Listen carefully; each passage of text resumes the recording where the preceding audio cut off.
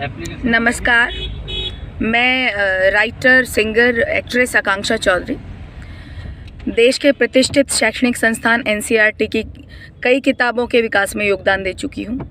कई सारी हरियाणवी फिल्मों की स्टोरीज़ और गीत लिख चुकी हूँ और मैंने कई फिल्मों में एक्ट भी किया है। दिवाली की रात को हमारे परिवार के साथ एक घटना घटी। हमारे पड़ोस में कुछ लोग शराब पीकर एक महिला के साथ अभद्रता कर रहे थे और मैं और मेरा भाई, हम लोगों ने इस चीज़ का विरोध किया तो हमारे साथ भी वो लोग बदतमीज़ी करने लगे। खैर, उस टाइम पर हमने, क्योंकि त्यौहार है, वो मामला शांत करा दिया कि ठीक नहीं है त्यौहार के दिन इस तरीके की चीज़ें, तो शांति बनाई जाए।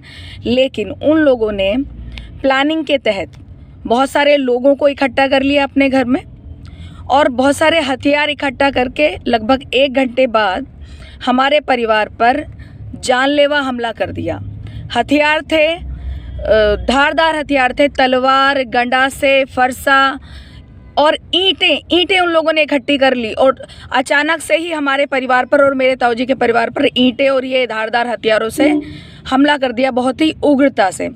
और इस हमले में मेरे भाई को बहुत गहरी चोटें आई हैं। उसके सिर में 40 टाँके हैं। उसके सिर पर तलवार से हमला किया गया है।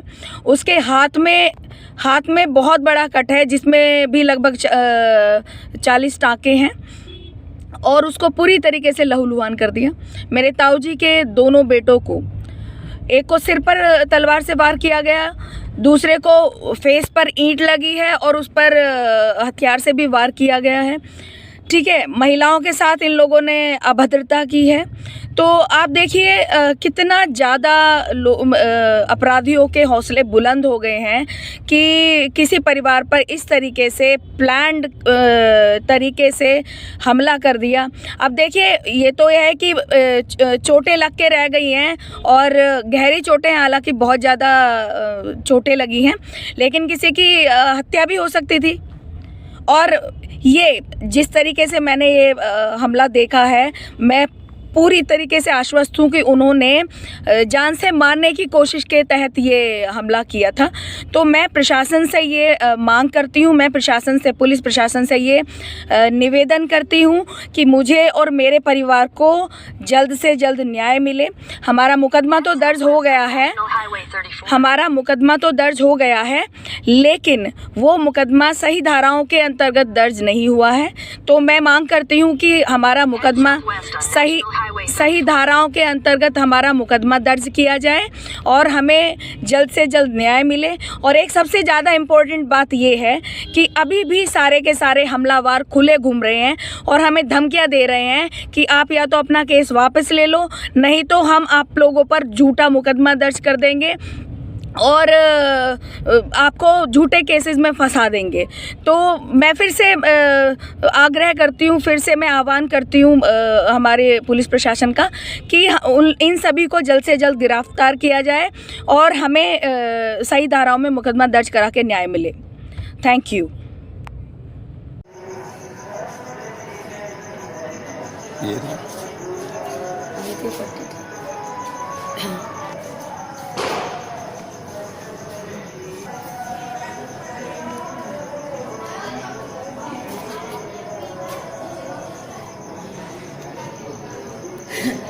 तीन दिन हो गए जी।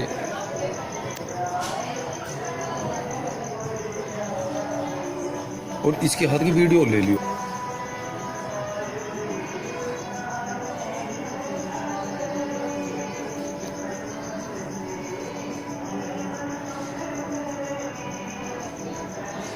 क्या नाम है आपका? अमित नाम है। अमित जी, आपके चोट कैसे लगी?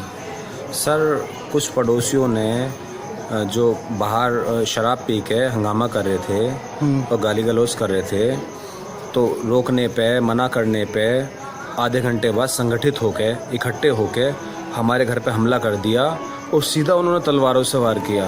और ये मेरा सारा, पहले तो सर कट गया, दूसरा वार इन्होंने गर्दन पे किया, फिर मैंने गर्दन पे ऐसे हाथ अड़ा दिया तो ये सारा हाथ चीरते हुए गर्दन को टच करते हुए और ऐसे लंबी तलवार निकल गई, सारे निशान है। कब की घटना है ये? जी, ये कब की? दीपावली की रात की घटना है। कितने बजे की? ये लगभग 11:15 के करीब की घटना है। तो आपने पुलिस को सूचना दी इस बात की?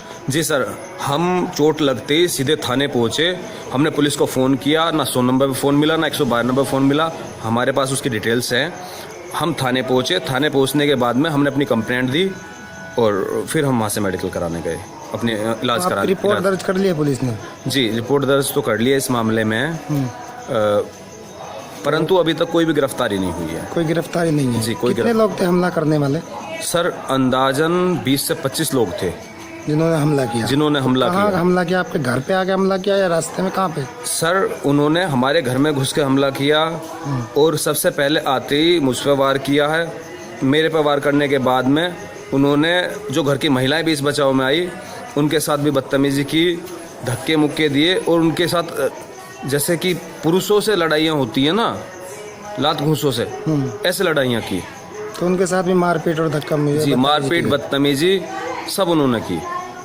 आपका? मेरा नाम सोमेंद्र है जी। सोमेंद्र जी, ये चोट कैसे लगी आपको? मैं सर मोदीनगर से आया तो ये लोग दारू पी के हमारे कौन लोग? पड़ोसी है जी। कौन लोग? ये दीपक सोनूहर और बिरजपाल सिंह, ये दारू पी कर तीनों बापू बेटा और यहाँ गाली गलौज कर रहे थे।